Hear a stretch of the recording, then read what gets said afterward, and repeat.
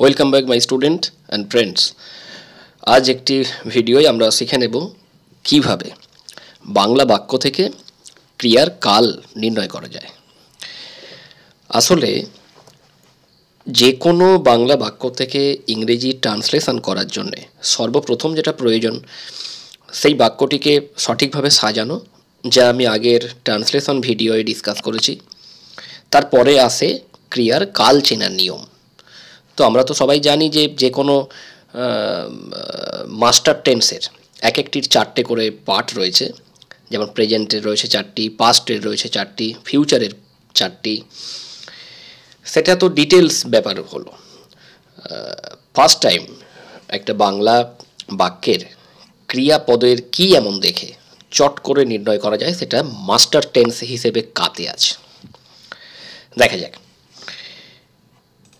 এখানে একটি ছক আমি করে দিলাম প্রেজেন্ট, পাস্ট এবং ফিউচারের। দেখো, প্রেজেন্টের তলায় দেওয়া রয়েছে ব্র্যাকেটের মধ্যে ছ, পাস্টের তলায় রয়েছে ত এবং ল, ফিউচারের তলায় রয়েছে ব, অর্থাৎ ছ ল ত ব। এইটি যে কোনো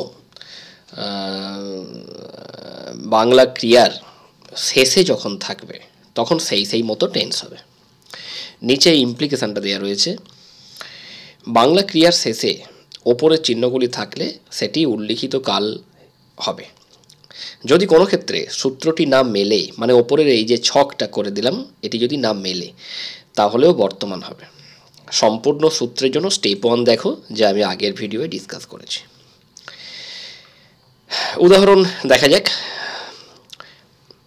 সে লিখলো, এখানে ক্রিয়া হলো লিখলো, আমরা সবাই জানি, কেননা যে শব্দ দ্বারা কিছু কাজ করা বোঝায় সেটি হলো ক্রিয়া। ফাইন। এখানে শেষের অক্ষর হলো ল, তাই সূত্র মতে এটি অতীতকাল। অর্থাৎ লিখলো, এই যে ল, এই ল কোথায় রয়েছে? পাস্ট টেন্সের তলায় রয়েছে ল, সুতরাং এটা ফার্স্ট টেন্স। সেকেন্ড এক্সাম্পল, সে খেলছে। খেলছে কথাটির শেষে আছে ছ, শব্দটির শেষে রয়েছে ছ, তাই এটিও বর্তমানকাল। এই যে এখানে, আমার রাইট, প্রেজেন্টের নিচে রয়েছে ছ। এক্সাম্পল নাম্বার 3, সে যাবে। এই যাবে শেষে রয়েছে ব, সুতরাং ফিউচারের নিচে রয়েছে ব, সুতরাং ব ফর ফিউচার। Make sense? এখন এক্সাম্পল নাম্বার 4, সে খায়। খায় ক্রিয়াটির শেষের অক্ষর হলো অন্ত্যেষ্ট আ। ভারী মজার ব্যাপার, এটি এই চারটি বক্সের মধ্যে কোনোটিতে নেই। তাহলে এটা কিভাবে করা যাবে? একটু আগেই সূত্রে বলা রয়েছে, যদি কোনো ক্ষেত্রে সূত্রটি না মেলে তাহলেও বর্তমানকাল হবে। তাহলে সে খায়, এই বাক্যটিতে তো ক্রিয়া খায় এবং এর শেষে রয়েছে অন্ত্যেষ্ট আ, তাহলে এটি ডেফিনেটলি প্রেজেন্ট টেন্স, রাইট? এই হলো এই বক্সটির ইমপ্লিকেশান। আসলে যে কোনো বাংলা বাক্যের ক্রিয়াপদ যদি তার টেন্স সঠিক বিশ্লেষণ না হয়, যেটি হবে ট্রান্সলেশনটি ভুল বলে গণ্য হবে। আর বাংলা ক্রিয়াপদের শেষের কিছু ভ্যারিয়েশান থাকে, তাই অনেক ক্ষেত্রে সমস্ত স্টুডেন্ট ঠিক জায়গাটি ক্লিয়ার করতে পারে না, কনফিউজ হয়ে পড়ে যে এটি অ্যাকচুয়ালি কোন টেন্স হবে। তো নিচে কিছু আমি এক্সাম্পল আকারে কিছু দিলাম, সেগুলো দেখলে ব্যাপারটা পরিষ্কার হয়ে যাবে। যেমন রবীন্দ্রনাথ কবিতা লিখেছেন, এখানে কি দেখে টেন্স চেনা উচিত? দ্য ফার্স্ট কোশ্চেন ইজ, এখানে কি দেখে টেন্স চেনা উচিত? রবীন্দ্রনাথ না কবিতা? Definitely not.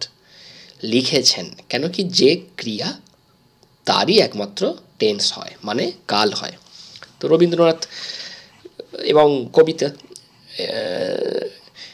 এটা নাউন, নাউনের তো টেন্স হয় না, টেন্স হয় ক্রিয়ার, সুতরাং লিখেছেনেরই হবে।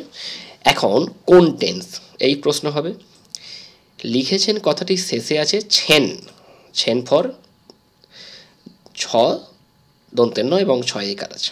সুতরাং আমার যেটা বলার ব্যাপার সেটি হলো, এখানে ছ রয়েছে, বক্সের মধ্যে ছ রয়েছে কোথায়? প্রেজেন্টের নিচে।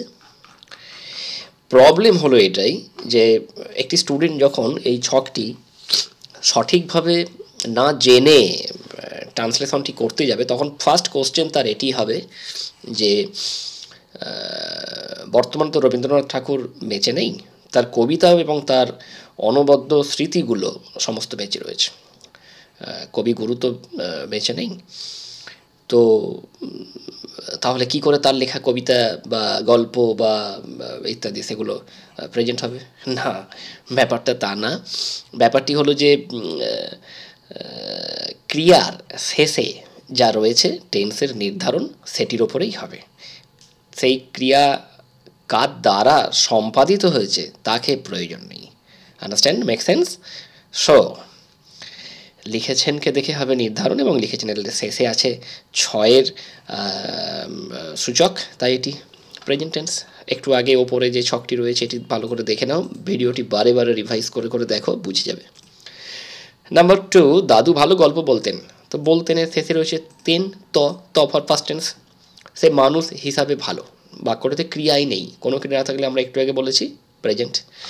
সে কখন যাবে বলল, দুটি ক্রিয়া যাবে বলল, সুতরাং এই বলল কথাটি যাবেরই পরিপূরক, তাই যাবে ক্রিয়ার টেন্স নির্ধারণ করলে আমাদের উত্তর হয়ে যাবে। আর যাবের লাস্টে রয়েছে ব ফর ফিউচার। আমাকে বলো সে কি বলল, এখানে দুটি ক্রিয়ারই টেন্স নির্ণয় করতে হবে, কেন কি আমাকে বলো এটি একটি পার্ট, সে কি বলল আরেকটি পার্ট, এবং দুটি শব্দটির মধ্যে দুটি সাবজেক্ট অর্থাৎ দুটি বক্তা রয়েছে। হ্যাঁ, তো প্রথম ক্রিয়া বলো, বলো কথাটি এসেছে বলা থেকে, যে কোনো কিছু বলা, তো এটি তো রুট ওয়ার্ড, এটি প্রেজেন্টেই হবে। এই ল দেখে যেন ভুল না হয় যে এটি পাস্ট টেন্স, কেন কি বলা কথাটা ইনবিল্ড রুট ওয়ার্ড। সে কি বলল আয়, এইখানে বলা কথার সঙ্গে রয়েছে ল অতিরিক্তভাবে যোগ, এটি হলো পাস্ট টেন্স এবং আগেরটি হচ্ছে প্রেজেন্ট টেন্স। নাম্বার 6, তার কখন যাওয়া উচিত। যাওয়া উচিত, তো যাওয়া কথাটা ডেফিনেটলি ক্লিয়ার এবং অন্ত্যেষ্ট সেটি থাকলে হয় প্রেজেন্ট। অর্থাৎ ওপরের এই বক্সটি দেখে যে কোনোভাবে একটি ক্রিয়ার সঠিক টেন্স নির্ণয় করে সেটির details, I mean to say that step 1, সেখানে এক একটি টেন্সের ডিটেলস রয়েছে, সেই অনুযায়ী ট্রান্সলেশন করে ফেলতে পারবে। আশা করি এই ছোট্ট ফর্মুলাটি খুব কাজে লাগলো। বারে বারে দেখো, বারে বারে বাংলা বাক্যের মধ্যে থেকে এগুলি নির্ণয় করার চেষ্টা করো, যেখানে প্রবলেম হবে সেই জায়গাগুলি নোট করো, করে আমাকে টেলিগ্রামে জানাও, মেল করো, কন্ট্যাক্ট তো রয়েইছে। ওকে, তো আপাতত এই পর্যন্তই আজকের ভিডিও, পরবর্তী ভিডিও নিয়ে আসছি, ততক্ষণ পর্যন্ত thank you and bye by.